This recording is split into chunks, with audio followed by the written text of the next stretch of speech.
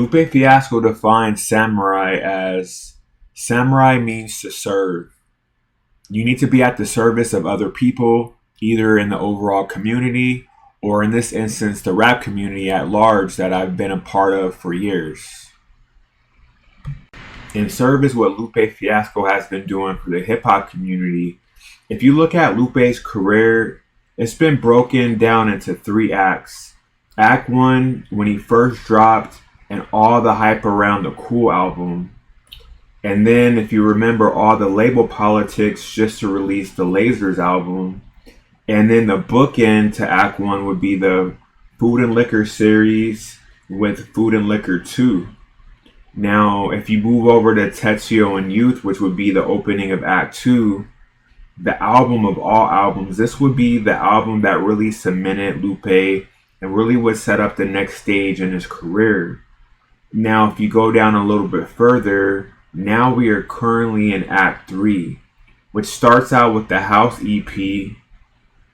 The House EP is just like a single idea from a track that was sent to him to rhyme over, which is the LF95 track. This album was a perfect way to start Act 3 and a definitely good way to re-enter hip-hop. Then we get Drill Music and Zion in 2022.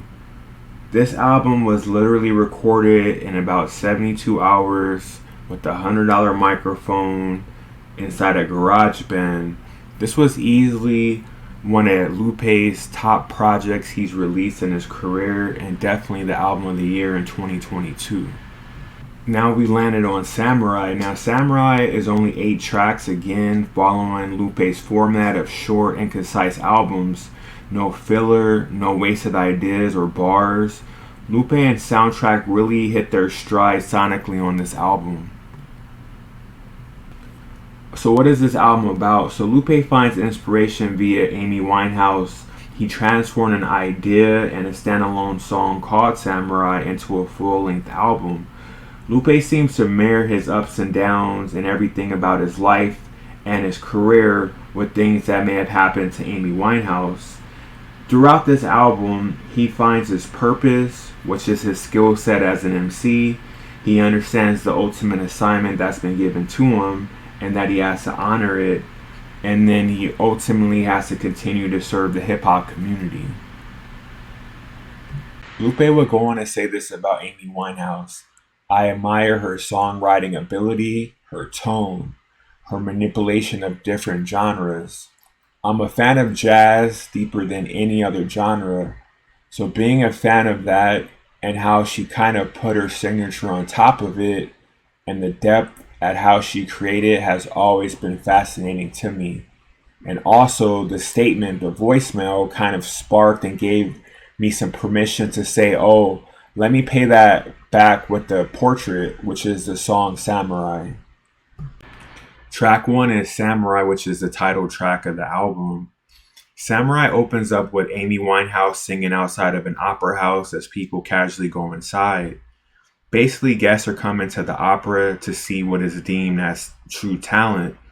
Amy feels like she should be inside, but she's outside getting whatever tips people leave for her as she sings. This is pretty much being like before she was famous, or rather before anyone cared. At the end of the song, Amy goes to her friend's house to crash for the night, and she falls asleep. Now the hook for Samurai is from that voicemail that inspired Lupe Fiasco to write the album. So everything he's saying inside of the hook comes directly from that voicemail. And the key word to really focus on is alliterated. So alliterative are words that flow in quick succession. So example like kids' coats. So there's going to be a lot of words that produce the same sounds. And you're going to really hear that throughout this project. Alliterative is literary devices. And I know you're like, what the heck is a literary device? So basically, literary devices are ways taking writing beyond its straightforward literal meaning. So what does that mean? Basically allowing your mind to accept that Amy Winehouse is a battle rapper. Also, encouraging the listener to perceive and interpret the world in new ways. Basically, meaning this album can definitely exist if you can conceptualize Lupe Fiasco's approach. Samurai, the opening song, lays the foundation for song number two, which is called Mumble Rap. So if you're following along with the story, so song number one, Amy falls asleep. So right now, Amy is asleep right now. And then really think about this album. Imagine Lupe thinking about all the cool samurai films he's seen up until this point to kind of lay some more groundwork throughout the album. So a really cool samurai film is a film called Lady Snowblood. Now, also during this song, Amy Whinehouse is given her powers by a mysterious man. And then you also get sprinkles of just being a samurai with words like sharp, like a sharp samurai knife, and drawn like you draw your sword. And also bars like it really seemed real life turn into a dream really kind of brings the points together, brings the points to life. So right now, Amy's dreaming about what she would rap about, but at the same time, Lupe is still spitting on this track. I feel like he's really flexing his catalog, and he says he's not really worried about the past, which means his old work, but he's really looking forward to the future and what he's going to continue to create. Also, the verse number three almost feels like this is when the dream is starting to end and the battle rhymes are really starting to formulate. And then, what do you know? The alarm goes off at the end of the song to wake Amy up out of her dream. Song number three is Cake. Now, basically, Amy's dream has come true. If you're following along, she's gotten her superpowers. Now she has a skill set to become a battle rapper. This is what she would rap about, and this is how she would rhyme. Now, on the flip side, meanwhile, Lupe is flexing his pen. His pen game is crazy. This song is Lupe saying, I know I wrote a lot of fire in the past, but this song is up there with some of my most lyrical writing thus far. Track number four, Palaces. So what a lot of MCs in general seem to forget is balance. Now, Lupe could have easily rapped and rapped and rapped, showing the world his limitless abilities, but Palaces is a perfect balance to the album thus far. Lupe is really defining what the battle within feels like. He's saying that he's earned money from hip hop, but that's not all he needs to feel like he's prosperous and he has enough to continue on. He's also asking for fortitude and a lot of things within the song. Because if you really think about Lupe Fiasco, he's not mentioned in all the top lists, or he's not really mentioned enough to what he should be. So then, as a MC of this caliber, how do you continue to draw inspiration? And then with him being that talented as a lyricist, how do you keep the fans satisfied if you've been dropping all these crazy lyrics all this time? And then at the end of the day, are enough people even listening? And does anyone care about all the work you put in? But I think at the end of the day, he says, you know what? Then again, if this is my job, then it's not so bad. The real key is vulnerability. Some of the best MCs connect to their fans when they seem relatable or they voice things that they've been through or experienced. On this track, he points out pretty much want to seek refuge and distance, but also want to come back to the real world. So track number five is keeping up with the samurai theme to the album. The number one headband is related to one of the coolest samurai shows of all time called Afro Samurai. So basically, whoever wears the number one headband in the show is the greatest warrior in all of the land. This also might be a way of Lupe saying that right now I'm at the top of the list. I am number one present day until I get a worthy challenger to take away the number one headband from me.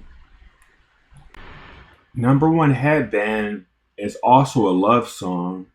So you get a lot of clues to it being a love song with words like a little bit, bone, after we done, walls, and flip it over. So Lupe also found a way to make the song about love, but more in an indirect way. You can also go back to the classic Eric B. and Rakim album, Don't Sweat the Technique. So there's a song on this album called Keep the Beat.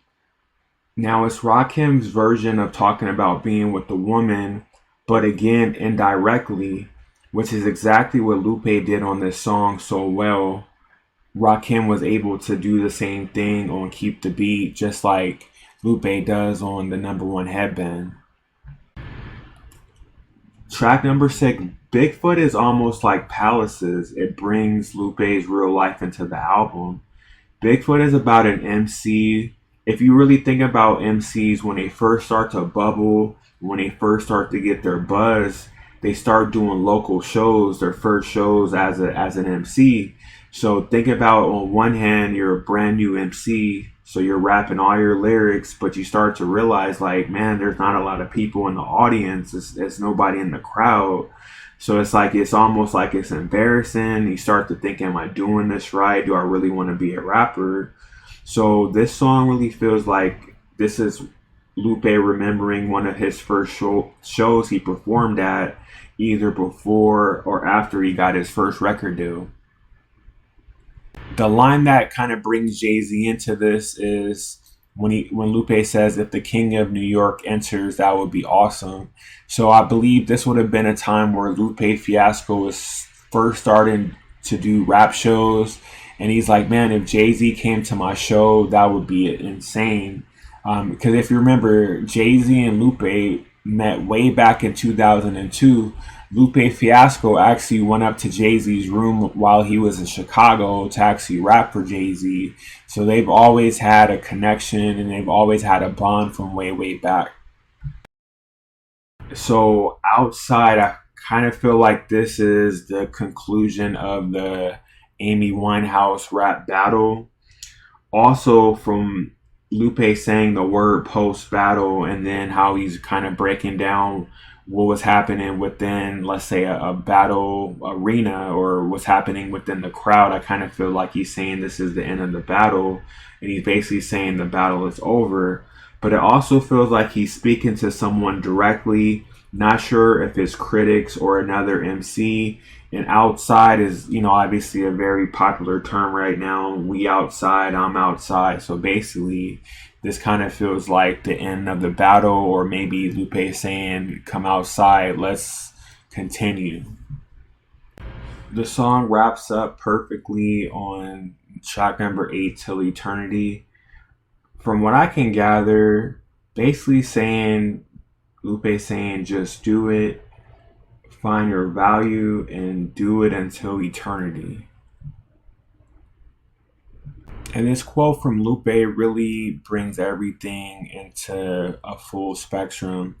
So Lupe said, I sometimes get tagged by my fans as not doing personal records, but I always tell people there's me there if you listen closely enough. This album is one of my most personal records to date. It's not a full biography, but my personal experiences are tied up in all of my music. A lot of the records are me. Some are from the point of view of a character, and some are me.